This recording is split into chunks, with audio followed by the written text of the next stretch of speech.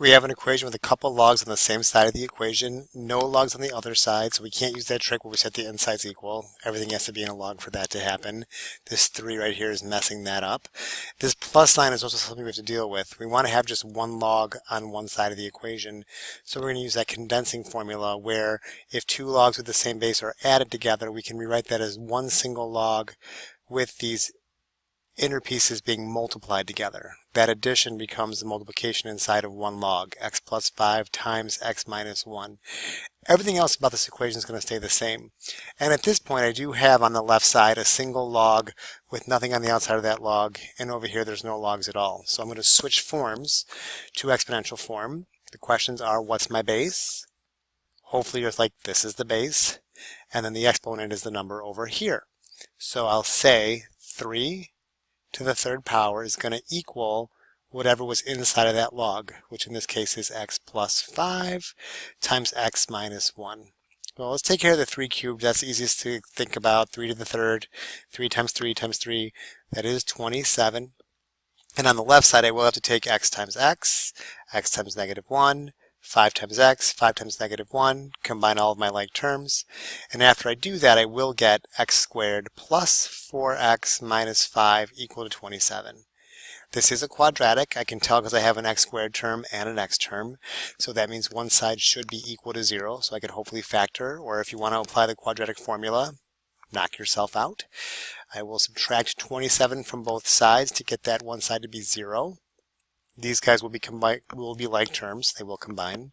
So I'll end up with the quadratic x squared plus 4x minus 32 equals 0. Now, we're going to be kind of kind to you guys. We want to see you guys factoring, so we'll give you quadratics that are factorable.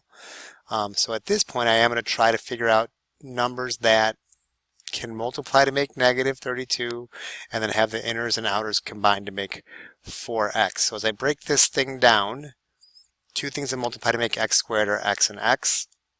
And things that multiply to make negative 32, there's a lot. You got 1 and 32, 2 and 16, 4 and 8.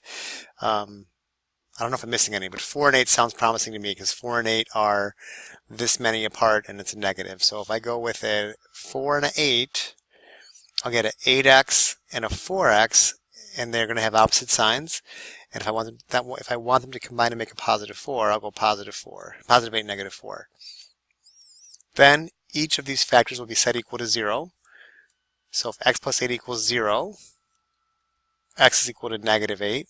If x minus 4 equals 0, x is equal to 4. And I'm almost there. I'm almost done. The last thing to do is to take each of these answers separately, plug them into the original problem, and if any of them give me a negative log anywhere, that answer has to go. So if x is negative 8, and I plug negative 8 into here, and negative 8 plus 5 is negative 3, I get a log of a negative 3. I can't have that. So negative 8's out. It's gone. If I take the 4 and plug it in, 4 plus 5 is 9. That's positive. That's good.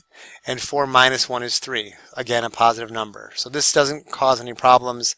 My final answer here is going to be x equals 4. So a lot of review in this problem, but just getting to this step is the part we're really looking for. Practice, do a good job, persevere, be awesome. Good luck.